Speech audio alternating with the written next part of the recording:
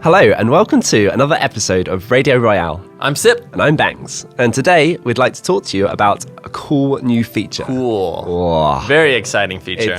It's so good that it's broken the development team. Yeah. Like, we have spent so much time playing this game. Mentally. So much time. Physically. In everything. every way. Yeah. It's something we've been working on for the past couple of months. It's something huge. And I think it's safe to say that it's the most outrageous game mode we've ever done. So let's talk about how it began. Let me paint you a scene, all right? It's Friday night, the Finnish winter, snow is falling. It's negative 20 outside, everyone's freezing. But where are we going? We're rushing to the warmth of a pub, where all our great ideas happen. So we're at the pub, we're sitting around the table, squeezed in by other people, and we sort of have a conversation going like we usually do, right? We're sitting there and we're talking and we're all playing the game by ourselves, just challenging each other. And we're thinking, how can we make this better? One idea is, Bangs, instead of fighting against you, what if I fight with you? Whoa. Yeah. What do you think of that? Mic drop. Rewind. We're here from the future. A little disclaimer for this episode. Bangs, tell them what it is. We're actually post-editing this after we've recorded the podcast. From the future. We are from the future. So during the development process, we sometimes change the name of features and change the name of cards. Change our mind, yeah. We do it all the time. Improve over time. So the name of this game mode has changed, and we previously called it perhaps Team Battle and 2v2, but the newest version is called Clan Battle. Clan Battle. So just keep that in mind throughout the rest of the episode. Okay, continue. Mic drop. And that is how we came up with our new feature, 2v2. And Team Battle. And what's better than, playing by yourself is with someone else, right? Yeah, absolutely. So how do I start a team battle? It starts very similar to a friendly battle. Okay. So in the clan page, you've got a button, right, where the clan chest would normally be at the top, and hitting that will post a message into the clan chat, which another player from your clan can accept. Okay, so I'll see the text and I just hit accept, and we're both in the battle. Exactly. And it randomly matches us against with another clan. Yeah. Okay. All right. So now we're in the stadium, the arena. Mm-hmm. Where am I? Where is he? What's going on? So it works very similar to a 1 versus 1 battle. You've got your own decks, you've got your own elixir bar, you can place units anywhere on your side of the field. But the main difference is that you've got a shared king tower. Okay. So it's two towers connected with each other. Yes. Sharing the same health bar. Yes. Okay. So it should feel quite familiar to players who've been playing the game the whole time. Yeah, absolutely. It should feel quite natural to pick up. Yeah, absolutely. We wanted to keep it intuitive, and this felt like the best format. We tried a load of different things. I imagine it's quite difficult to communicate with the other partner. So how do we, sort of overcome that? So one of the challenges we've had when developing this mode is information overload. There's a lot more going on the screen, especially because you've got 4 players, so you've got effectively double the units. Yeah, it could get chaotic. Yeah. Chaos is what it's all about in this mode.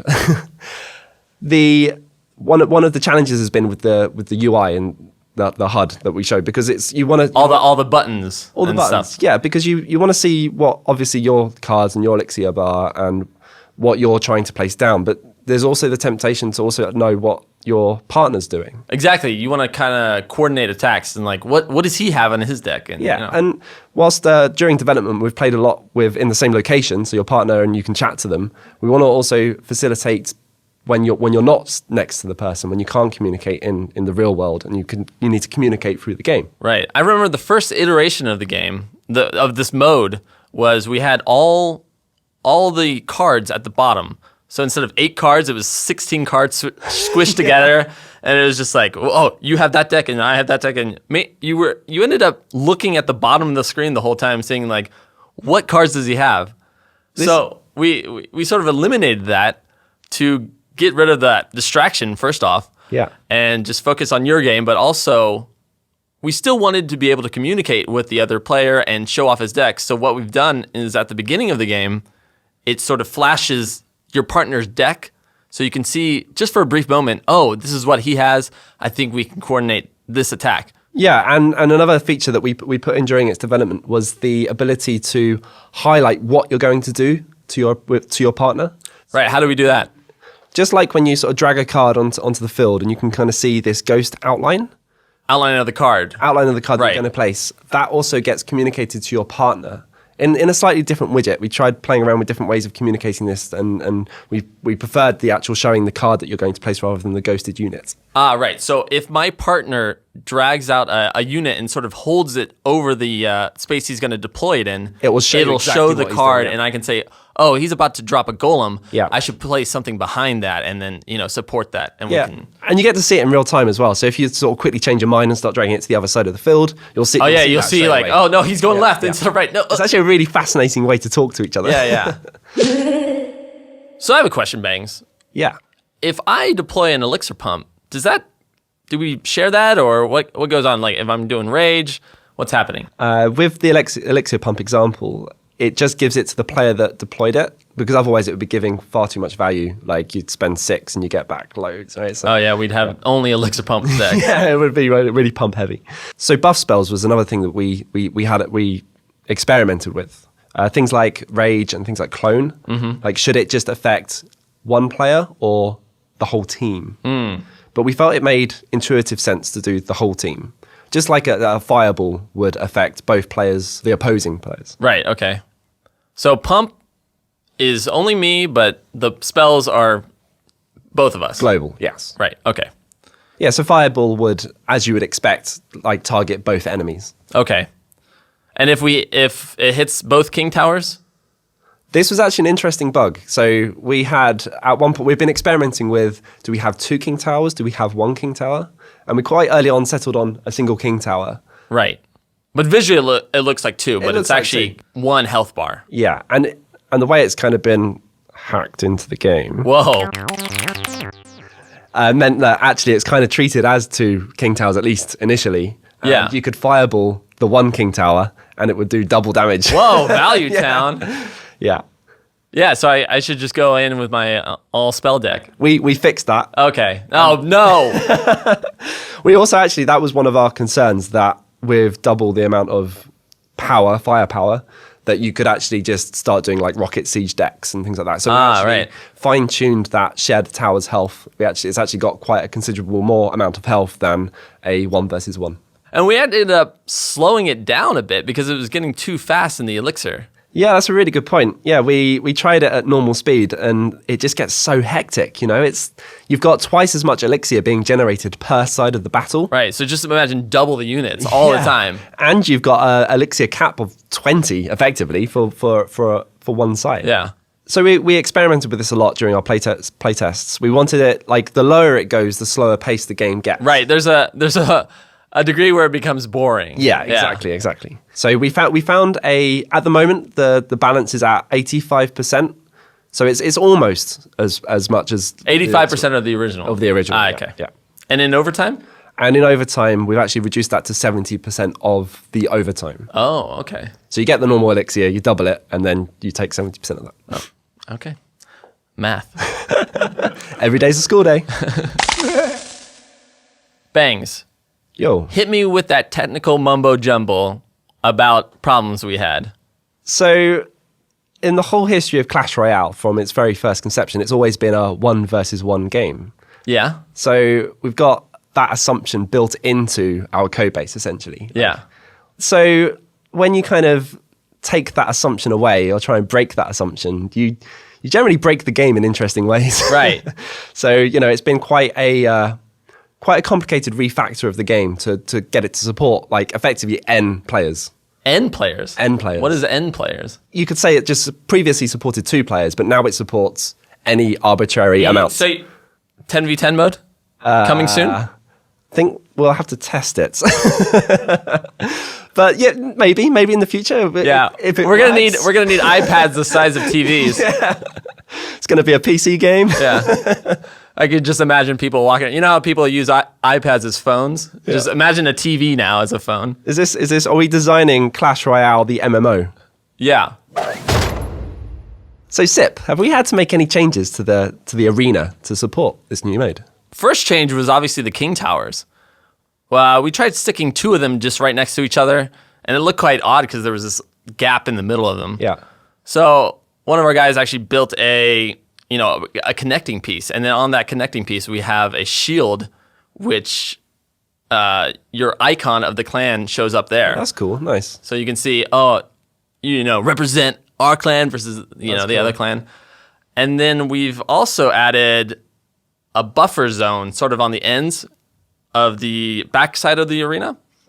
So right where your king towers are, the tiles behind that one, we noticed that if you deploy troops behind it, it's very limited space when you put 2 king towers there. Yeah. So I actually ended up having to extend the arena a bit. Oh, that's cool. Was it just going through the units going through the king tower, or is it just really? They looked like they were going out of bounds. Okay. So now we've extended it 2 tiles each way, so it's a total of 4 in the back row that we've extended, and so now it looks more correct. So you actually have more space on the field.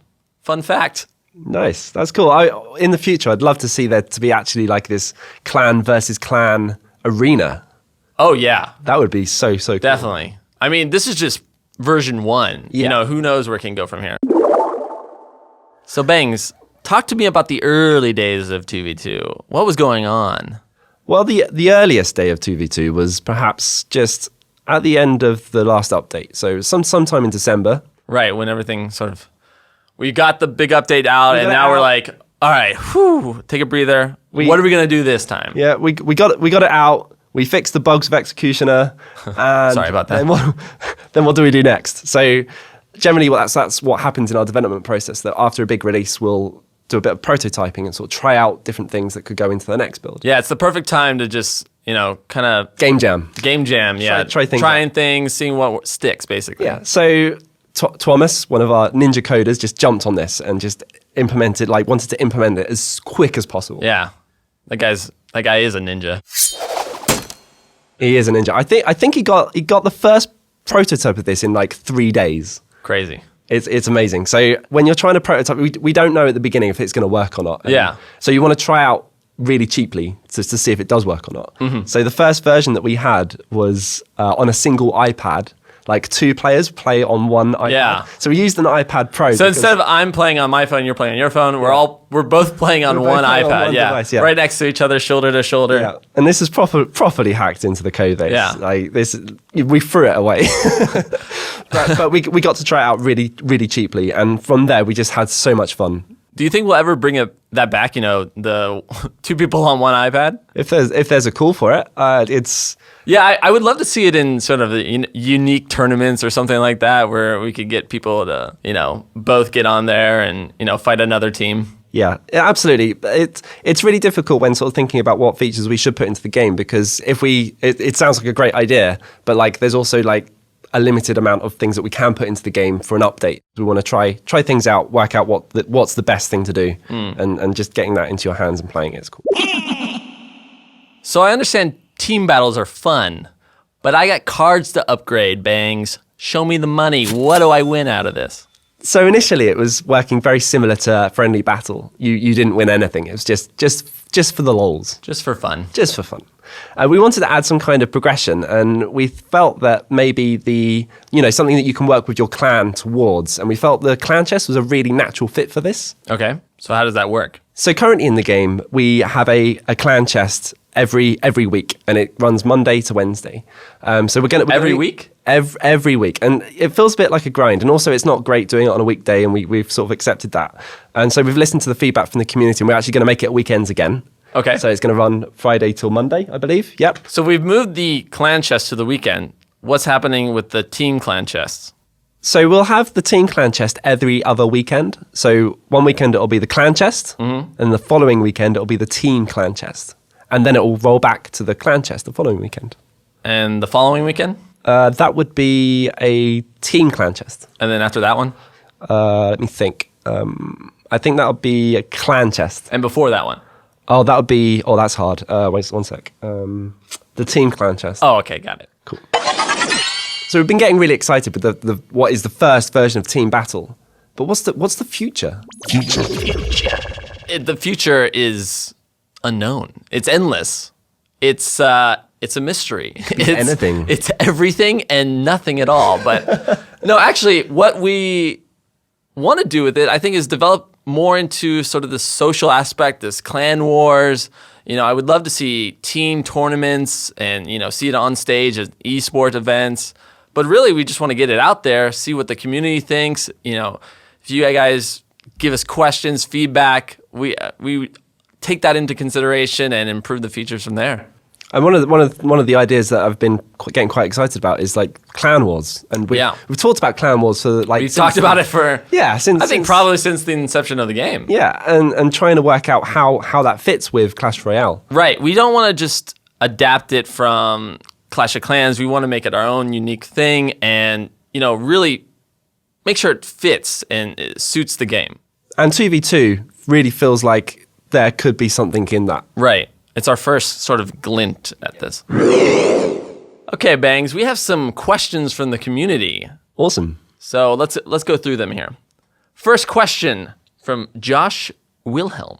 The Clash Royale team should add a developer madness game mode where you can make a deck with any card in the game, but with cards that are being tested. For example, a new card that you can use every couple weeks. I actually really love this idea. Not really a question, but yes. Yeah, it's a cool idea. I like it. And I think it's a really strong concept because especially if it's a card that we're not sure if it's going to... Sometimes we try ideas for cards, and you heard in the last episode that we try mad ideas and we're worried about launching them because they might break the game. Yeah. And this is a really good way of us finding out. That's what I love about challenges, is we can put crazy ideas in them and they don't really, ruin the main game. Yeah, because they go in... and they might ruin the game for a weekend and they come out again. Yeah, we might ruin the game for a weekend, but I think we can take that. Yeah. So this is a way of us just experimenting and almost prototyping. And maybe we try out a card idea in there that we think's a bit risky, but it works. If it works, then we can then roll it into the main ladder. Yeah. I also love the name Developer Madness. Yeah. Like it's some sort of sickness that we have. Our next question is from OMG Gets Da Dude Ooh. Ooh. Sorry, could you say that again? Yeah, it's OMG gets the ooh, ooh, ooh. How do you spell that? OMG gets the ooh, ooh, ooh. If they added 2v2 PvP, it would surprise everyone by the and make it perfect update no one would expect. Well, OMG gets the do ooh, ooh. You're going to have the biggest OMG of your life with this update. Boom. Question from Killed Phantom, appropriate name. How come they didn't talk about the ghost? It looked like an interesting troop, but I didn't heard it. Or maybe it was cut off. IDK. Tim's pointing at me to not under any circumstances answer this question. But in all seriousness, we actually just forgot. We forgot about to talk about the ghost. So basically, here's a brief overview of what it was. The ghost was a troop, maybe like medium tankiness, I don't know, it didn't really matter. But its abilities was it could turn invisible and therefore not be detected by any troop.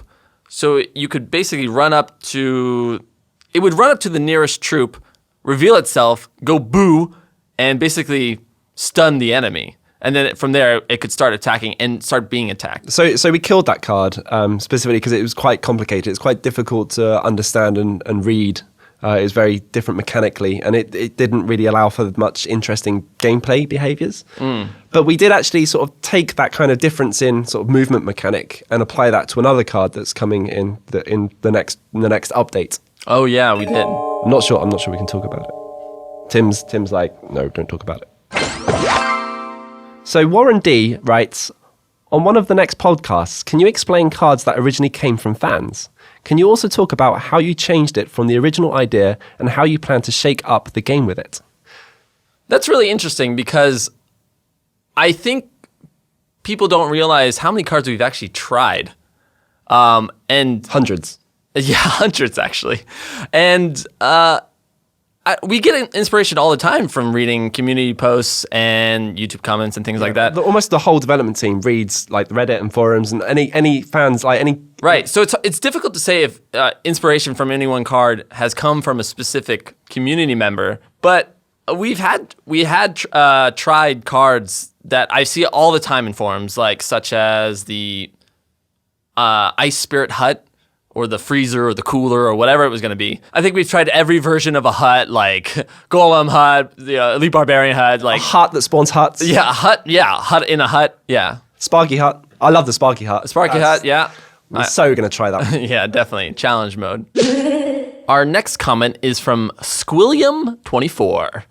My idea for the next episode for Radio Royale would be to talk about how you do balance changes. You could talk about how you decide which cards to change, how much playtesting you do, and why is there 1 month between balance changes, etc. So this is a really good suggestion, and we are totally going to do this. I've been speaking to Stefu. He's recently given a GDC talk on game balancing Clash Royale, and he is totally up for doing this with us. So we'll definitely do an interview in the future with him. This is a good question for you, Sip. Demon Devil Skull. Whoa, hardcore. This is a good question. Any arenas that were scrapped? I don't think any arenas have been scrapped so much as changed. It like sort of evolved into what it is now. For example, the newest arena that's coming out, I've changed maybe 4 times. But this is the new legendary. It was never scrapped. It sort of just made an evolved journey to what it is now. Sort of maturing. It had some awkward teenage years, but now it's where it's at. And that's cool. It's like it's the same with cards as well. And any feature in the game, we don't get it right first time, but we get something in, and then we evolve it and improve it. It's yeah, the process exactly. of making it better and better and better, and then you see the final thing. Slothworks asks. Difficult name. Yeah, it's there. Tongue twister. I'd also love to hear from the art team about the philosophy of visual design, readability of units, stuff like that. Well, Slothworks, let me tell you. Basically, a lot of our philosophy comes around readability in the game. You know, we have so many units on the screen at one time potentially that each of them need to stand out so you can recognize what they are, and their design should read into their functionality. You should be able to look at a card and saying, oh yeah, that's obvious that that card would do that. And there's a lot more we could get into. And I think this is an hour-long conversation. This is just the tip of the iceberg. So I think it might be better in maybe another episode. Maybe an episode dedicated to it. I think that'd be cool, especially if we can get some of the art guys. Exactly. Talking. Yeah. Including yourself, obviously. Yeah. Edrew V writes, if you guys playtest all the cards, how did the Executioner get by with its multitude of obvious bugs? Bangs. There's really no way of sugarcoating it. We messed up with that card a little bit. Yeah. It's really tough to sort of get the balance right. I think we put in loads of features and we try and get updates released as quickly as possible. But putting in those 4 cards that we put in the last update, and maybe this one changed quite a lot near the end, and things slipped through, and we didn't give it the playtesting that it really deserved and needed. And we've taken steps now to make sure that doesn't happen again. Right, and what we've actually done is we've slowed sort of the development process of these cards so that players can get used to the new cards that are coming out, but also gives us more time to really polish the card and make sure it's really good part of the deck. Yeah, we feel like the game doesn't need a new card every 2 weeks, and we are looking to slow it down a little bit. Not by much. Maybe it's 3 weeks, maybe it's 4 weeks between card releases, but we want to make sure that when we do release a card, it's going to have a big impact, and it's going to be awesome, and people are going to love it. Exactly. So, Mustard Lord of Death. Wait, what? What? Mustard Lord of Death. Mustard Lord of Death? Best name. I think that's name of the podcast. Yeah, new name. I think you've won the internet for today. But he and many others have come up with ideas of how to make the cards work that we were talking about, the cards we killed right, in the last episode. And I think this is really, really cool and really, really powerful. And actually, there's some really good suggestions out there, and I think we're going to revisit some of these cards. Definitely. I would love to see these cards actually come back in, some way or another, even via challenges or, boss battles or something like that. So it's been really great hearing from the community and having all these questions. And I'd so love many to see comments. We love to see them. So many comments, yeah, and it's great. And it's really good to I really love being on a team where we can get that connection to our player base and be able to respond in this way. Yeah. And we'd love to have more questions. So yeah, if you guys have questions, write in. Fire them at us. Go on the forums and Reddit. We didn't forget about you. I'd also like to make a big shout out to Thomas and Chi, who whilst we're talking about this 2v2 team battle feature, like those guys have done some seriously seriously heavy lifting. They've been the masterminds of this mode. So big shout out to those guys. Yeah, or blame them if it turns out horribly. Yeah. Thank you guys for joining us today for another episode of Radio Royale. Subscribe for more, and we'll see you in the 2v2 arena. Arena. We got to come up with the right name.